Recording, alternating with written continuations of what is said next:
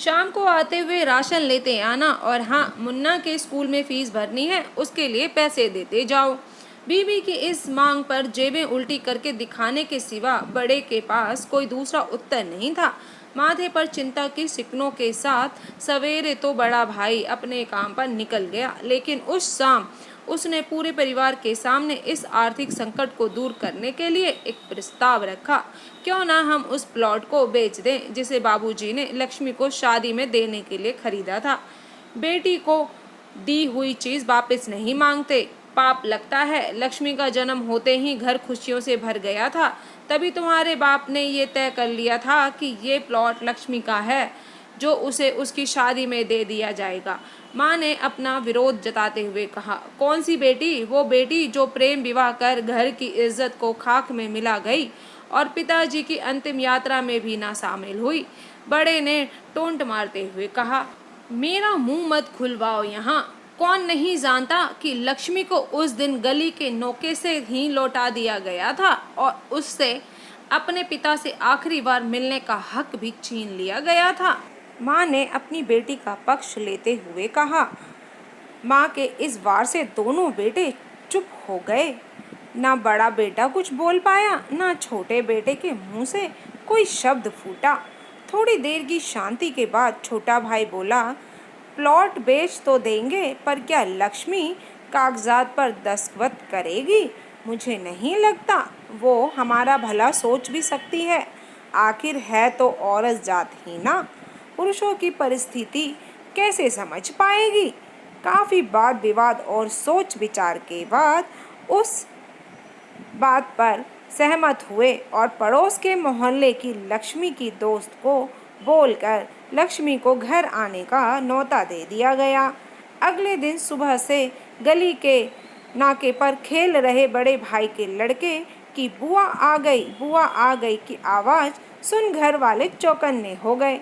दोनों भाई मन में द्वेष और नफरत के साथ उसको कैसे घर में आने के लिए कहें, इसी दुविधा में थे। वो कहते हैं ना, ज़रूरत के वक्त गधे को भी बाप बनाना पड़ता है। उसी कहावत के हिसाब से दोनों भाई बहन से बात करने के लिए तैयार हुए। दरवाजे पर जब बेटी और दामाद ने पूरे 7 साल बाद कदम रखा तो माँ की आंखें भर आईं और दोनों को बड़े प्यार से घर के अंदर लेकर आईं। बेटी और दामाद भी माँ का इतना स्नेह देखकर भाव विभोर हो गए। शाम को साथ में बैठे बेटी दोनों बेटों और दामाद के आगे हिचकिचाते हुए माँ ने ही प्लॉट का मुद्दा उठाया।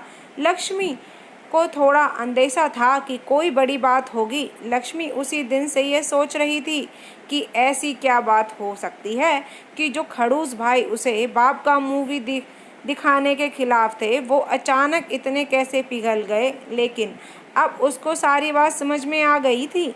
लक्ष्मी ने तिरछी नज़र से पति की तरफ देखा तो वो बोल पड़ा, देखिए माँ जी, शादी से पहले जो कुछ आपका था वो आप ही का रहेगा। ना उस पर मेरा या लक्ष्मी का कोई हक था, ना है, ना भविष्य में हम मांगेंगे।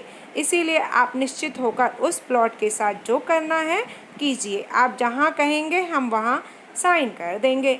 सुबह से अपने जीजा से नज़रें चुरा रहे दोनों भाइयों ने अब अपने जीजा को अच्छे से देखा। सुबह प्लॉट के कागजात पर बहन के दस्तखत लेकर काम खत्म किया जाए ये तय हुआ। सब इस मीटिंग को ख़त्म कर उठ ही रहे थे कि टीवी पर अनाउंसमेंट हुआ कि आने वाले 21 दिनों तक देश में लॉकडाउन लगाया जा रहा है। लक्ष्मी के पति ने फ़ोन पर बात करने के बाद कहा, अब हम क्या करेंगे लक्ष्मी?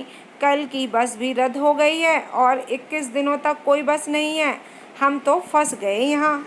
इस खबर से दोनों भाई बहुत निराश हो गए, क्योंकि एक तो उनकी आमदनी कम थी और 2 लोगों का और खाने पीने का बोझा बढ़ गया था। लेकिन माँ अंदर ही अंदर खुश थी, क्योंकि इतने वर्षों बाद घर वापस लौटी बेटी इसी बहाने कुछ दिन आराम से उसके साथ रह पाएगी।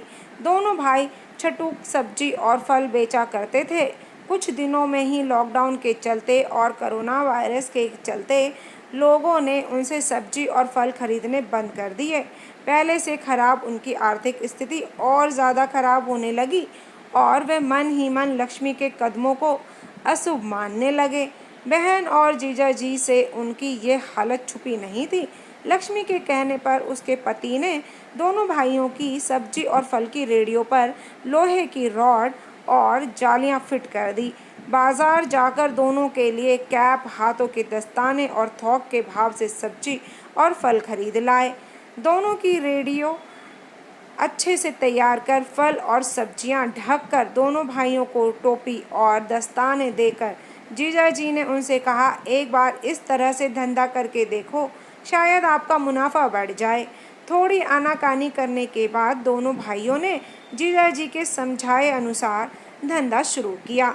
2-3 दिन बाद ही कोरोना से घबराए लोग अब ढकी हुई फल और सब्जी और दस्ताने और सेफ्टी का ध्यान रखते बेचने वालों से ही फल और सब्जियां खरीदने लगे।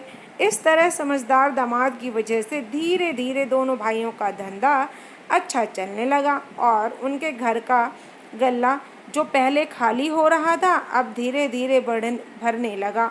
माँ जैसे अपने मरे हुए पति से मन ही मन संवाद साधने लगी। देखो जी, आपकी लक्ष्मी सच में लक्ष्मी है। उसके पांव घर में पड़ते ही घर में खुशियों से भर रहा है। दोनों भाइयों के आंखों में पहले जो गुस्सा था उसकी जगह अब शर्म ने ले ली थी। वे मन ही मन सोचते थे, क्या गलत किया था बहन ने जो हमने उसके साथ इतना बुरा सलूक किया। शादी ही तो की थी और शादी करने से पहले हमें बताया भी तो था। हम ही थे जो उसे स्वीकार नहीं कर पाए। दोनों भाइयों के मन में द्वेष और नफरत धीरे धीरे क्वारंटीन हो गए। 21 दिन बाद जब दीदी और जिया जी प्लॉट के कागज़ पर साइन करने जाने लगे तब दोनों भाइयों ने उन्हें रोक लिया और उनकी माफ़ी मांगते हुए वो पेपर्स उन्हें देते हुए बोले, शादी के वक्त हमने आपको कोई तोहफा तो दूर की बात है, आपका हक भी नहीं दिया, लेकिन अब इस प्लॉट को स्वीकार कर हमें प्रायश्चित करने का एक मौका दीजिए। सभी के आंखों में खुशी के आंसू आ गए और माँ ऊपर देखकर बोली, देखा आपकी लाडली ने आज फिर हमारा घर खुशियों से भर दिया। तो दोस्तों, आज की कहानी आपको कैसी लगी ज़रूर बताइएगा और अगर आज की कहानी आपको पसंद आई हो तो प्लीज़ वीडियो को लाइक कर दीजिएगा। चैनल पे अगर न्यू है तो सब्सक्राइब कर लीजिएगा। पुराने हैं तो वीडियो पूरा देखने के लिए बहुत बहुत धन्यवाद। फिर मिलती हूँ एक आपको अच्छी सी कहानी के साथ। Bye bye.